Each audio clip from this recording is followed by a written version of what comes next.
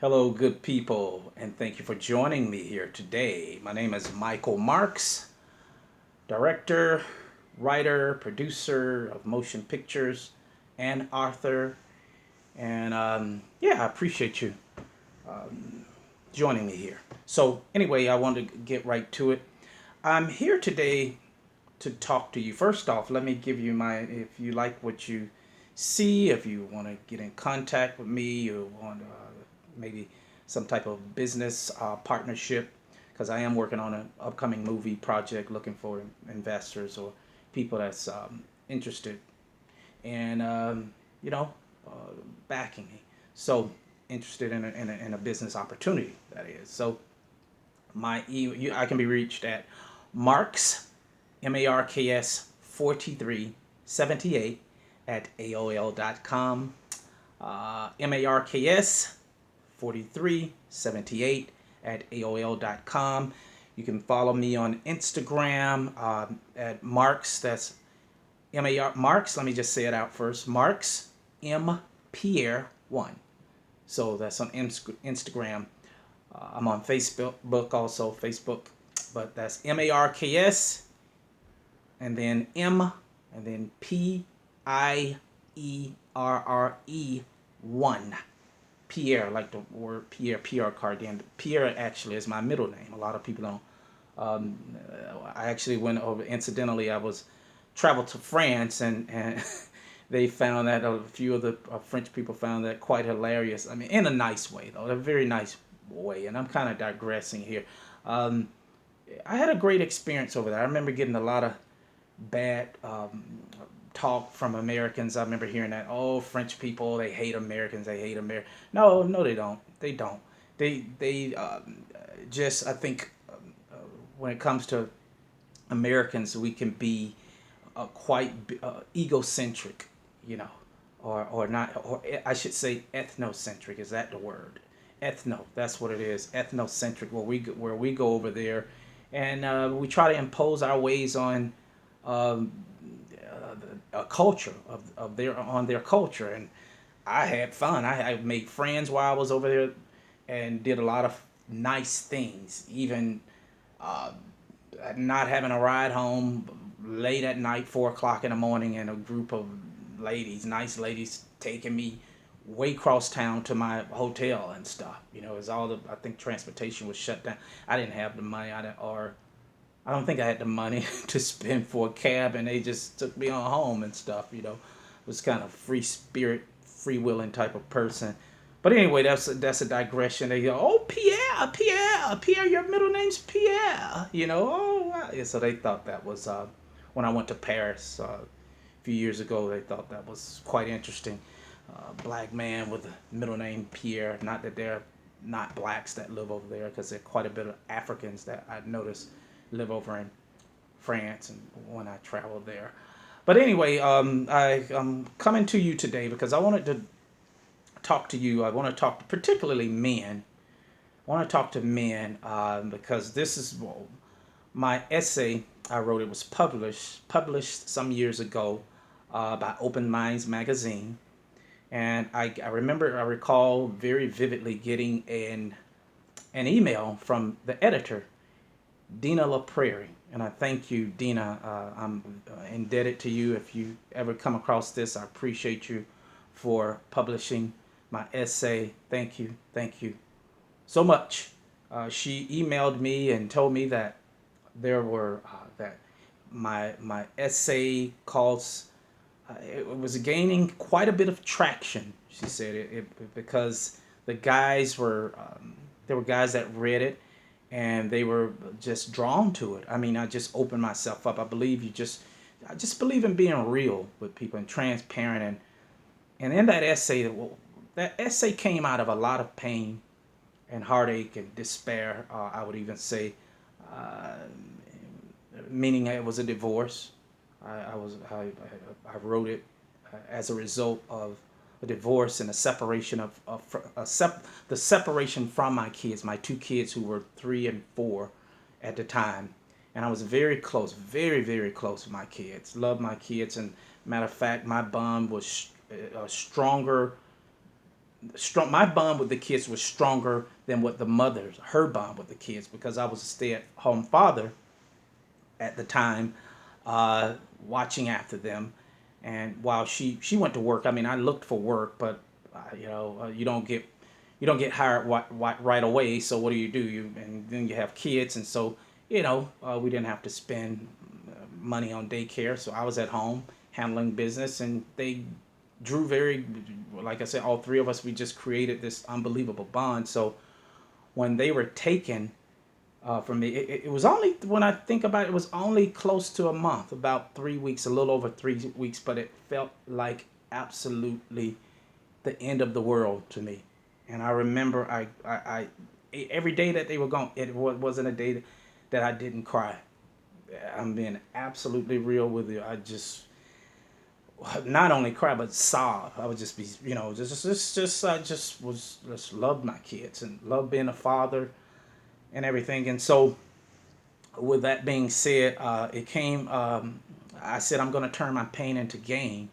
I'm not going to allow my circumstances to define me or hold me down. I decided I could write about it. So I went to the ocean, Pacific Ocean, Redondo Beach, sat and I wrote it in one sitting. Yeah, just 3 hours, and I got it all out, and I turned it in a few days later, and it got published. I was just, it was a real blessing.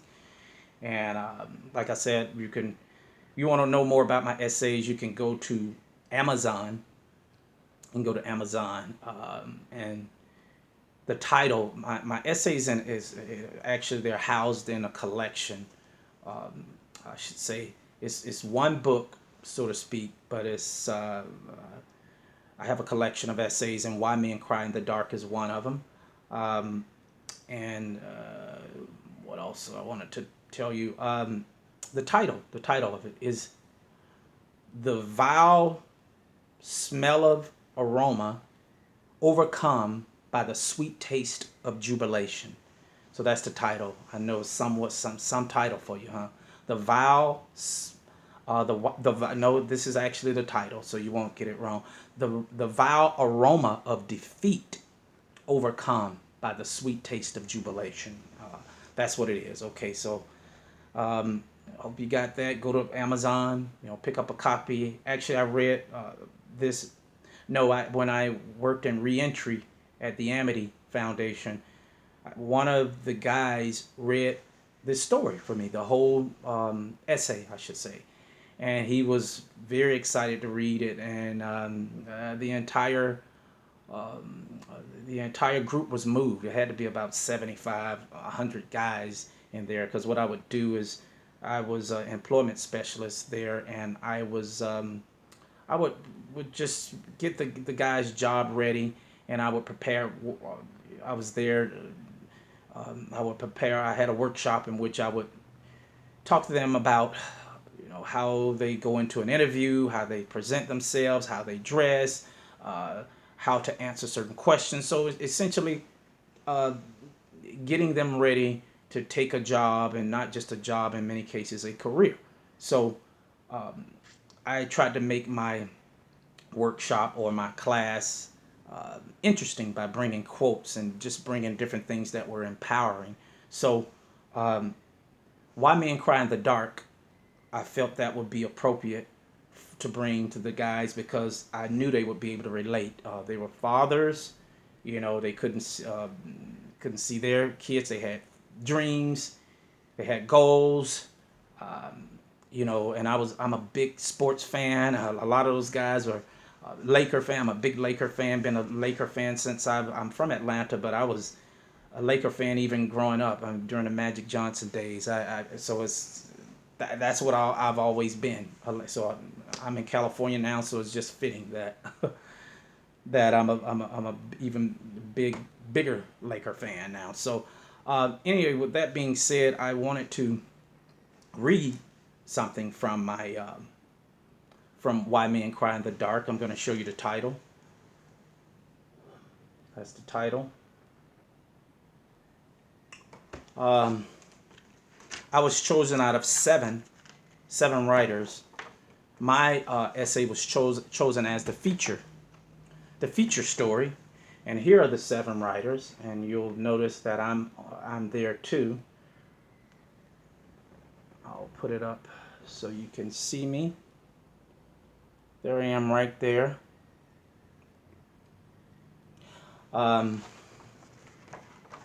yeah, my essay was chosen out of all of the writers that they decided they would place stories of, place their stories in this magazine, but mine was chosen, and the title was placed on the front cover of Open Minds Quarterly. So I'm going to read a little bit of it, and if you want, again, you could go to Amazon, pick it up. Here's the right here. Can you see it? Why Men Cry in the Dark by Michael Marks. I don't know why Dina, you could have put me on this cover. You know, a black man wrote it. Why can't you use the black man to cover his eyes? I can cover my eyes and everything too, but no, I'm just kidding with you, Dina. Thank you. But anyway, so I'm gonna pick an excerpt here. All right. So, and this is part of what I want to talk to the guys about later. The fathers out there, I have a message for you, by the way. But here's an excerpt I'm gonna share. Everyone knows that we live in a society in which men are taught at a tender age not to cry. Suck it up are the words that constantly bombard a little boy's ears. Boys don't cry, and so boys grow into men who carry this heavy albatross around their necks that no man or any human should be expected to bear. Men are tough, right? We are supposed to take whatever the world throws at us and just deal with it without shedding a tear. Well, we might not cry in the light where everyone will notice us, but men do cry in the dark. I have had my wife wipe tears from my eyes, even as she herself was crying, only to tell me to stop crying. That men don't cry. We live in a society that expects a man to be strong and shoulder all his problems and move right along. Men are human and need an outlet just as women and any other living form. Because of societal norms and mores about this, men cry in the dark. This is why I cry in the dark. That's an excerpt later, ladies and gentlemen. Thank you. But yeah, I particularly have a message for the fathers. I just want to say, you know, I know it's tough sometimes dealing with uncooperative mother. But at the end of the day, the father, I'm saying this to fathers, all fathers, but especially black fathers, because we tend to be a little bit more absent in general than men of other races, and I just I call it as I see it, you know. So whatever it is, I know with me, just use me. I'm gonna use me as an example. I fought tooth and nail to keep my kids, to keep in contact. I had been behind in rent.